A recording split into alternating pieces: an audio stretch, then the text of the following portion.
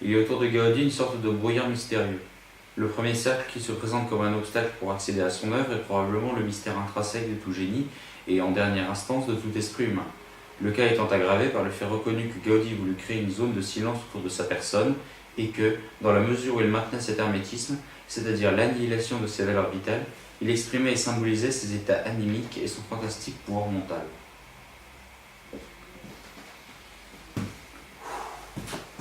Ah, salut. Ça va toi? Ah, là. Tu lis quoi là? Un livre sur Gaudi. Ah ouais, c'est pas vu quoi? D'animisme. Ah ouais. Ah ça a l'air bien ça. Para bailar la bamba, para bailar la bamba, que necesito una poca de gracia pa' mi patria. Y arriba,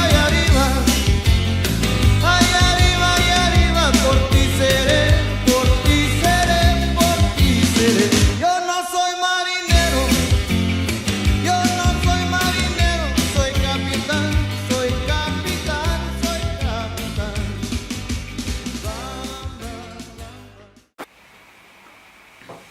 Antoni Gaudi est considéré par beaucoup comme un des architectes les plus emblématiques du modernisme catalan. Et ce qu'on appelle le modernisme catalan, c'est un courant artistique et architectural, majoritairement architectural, qui est né en Catalogne vers la fin du 19e siècle. Et qui, alors il n'est pas opposé, mais il se veut résolument différent du modernisme du reste de l'Europe.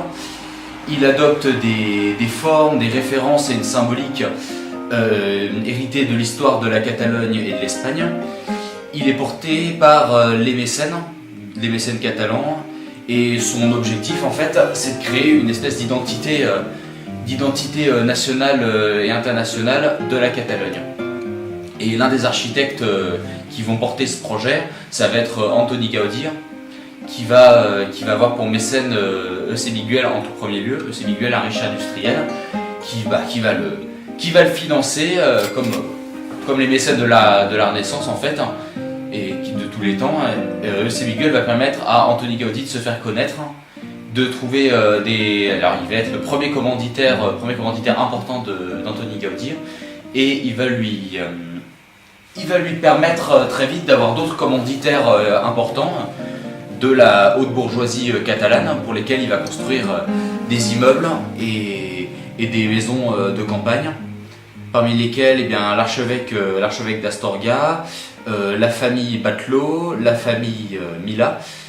Tout ce beau monde va faire appel au service de l'architecte, qui va créer, il va alimenter le modernisme catalan et créer une architecture complètement nouvelle, qui va s'inspirer de la symbolique historique catalane, des formes naturelles, et au niveau matériaux va innover énormément, puisqu'il ne va pas seulement utiliser de la pierre ou des matériaux classiques, il va aussi se servir beaucoup de la mosaïque, du plâtre et du fer forgé.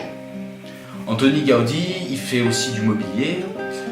En fait, il touche à tout. Il touche à tout dans les pavillons de la propriété Güell, qui sont une des premières réalisations de l'artiste, de l'architecte. Il va réaliser des grilles en fer forgé qui s'articulent selon un système mécanique très précis. La grille en fer forgé représente un dragon avec constellé d'étoiles qui forment la constellation du dragon. C'est dire jusqu'où il porte la symbolique de ce qu'il réalise. Ses créations sont aussi pleines de références bibliques, notamment lorsqu'il travaille pour des associations ecclésiastiques, comme quand il réalise le collège des Thérésiennes, où il va régulièrement reproduire le cœur de Jésus, le cœur de Marie, le monogramme de la Sainte Famille et une croix en 3 dimensions, c'est-à-dire non pas à 4 mais à 6 branches, deux en haut, deux à droite, deux à gauche, partout. Et ça va devenir une constante, puisqu'on va la retrouver sur la Casa Batelot et sur d'autres bâtiments, notamment sur le projet final de la Sagrada Familia, qui est considéré par beaucoup comme l'œuvre finale, l'œuvre ultime de Gaudi, puisqu'il y consacre les 12 dernières années de sa vie et meurt avant même qu'elle soit terminée.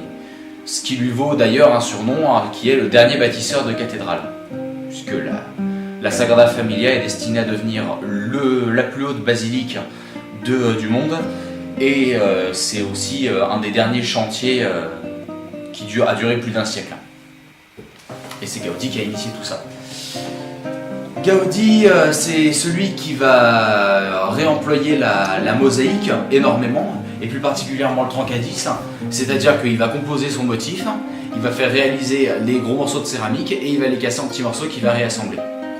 Ça va être des couleurs qu'il choisit, dans les tons qu'il choisit, ou alors ça va être de la récup.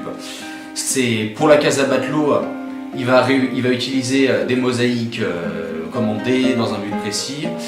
Et pour le parc Güell, il va faire l'inverse, il va récupérer des tessons de poterie, de la porcelaine brisée, tout ce qui lui passe sous la main, et il va l'agencer pour créer une terrasse notamment, et pour décorer des édifices.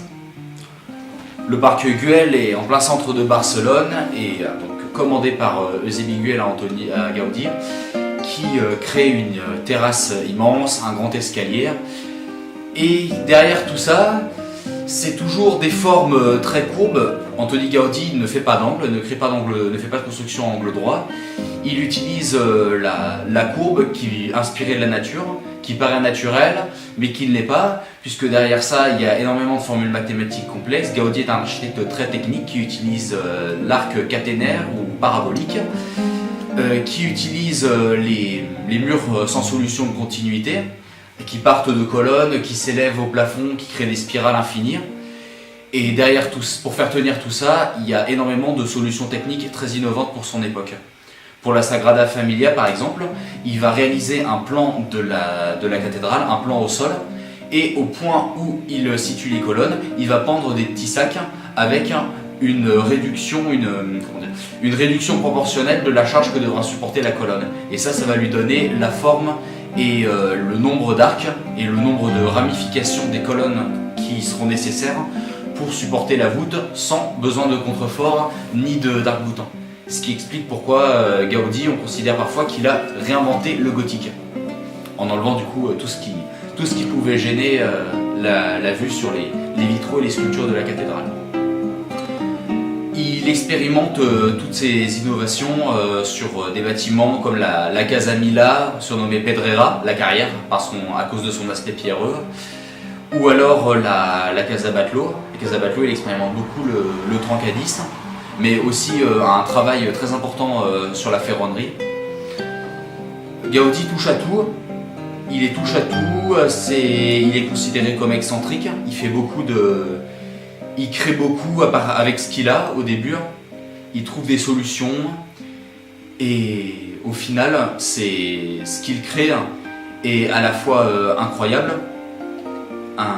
et innovant, et en même temps, ça s'ancre dans l'histoire de la Catalogne, ça la glorifie, forcément ça fait aussi étalage de la richesse de ses différents mécènes. Et Gaudí va aussi réinventer, en plus du gothique, il va réinventer le baroque dans une maison de Barcelone qui s'appelle la Casa Calvet et qui va être remplie de sculptures qui imitent le baroque, qui sont assez lourdes, mais qui sont bourrées de symboliques contemporaines de Gaudí. Ça va par exemple faire allusion à la manière dont la famille qui a commanditaire du bâtiment a bâti sa fortune. C'est la même chose pour le palais de Eusebi Güell, que Gaudí a aussi construit, qui est construit même avant la Casa Calvet. Et au final, tout ça, ça crée une iconographie extrêmement riche, pleine de symboles,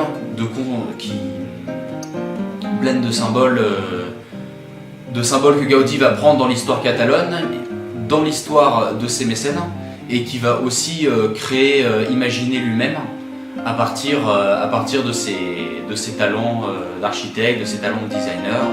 Par exemple, il va se mettre à créer des meubles qu'il moule sur des vraies personnes. Il fait un moulage et ensuite il le passe, il taille du bois pour que ça imite la forme qu'il a moulée.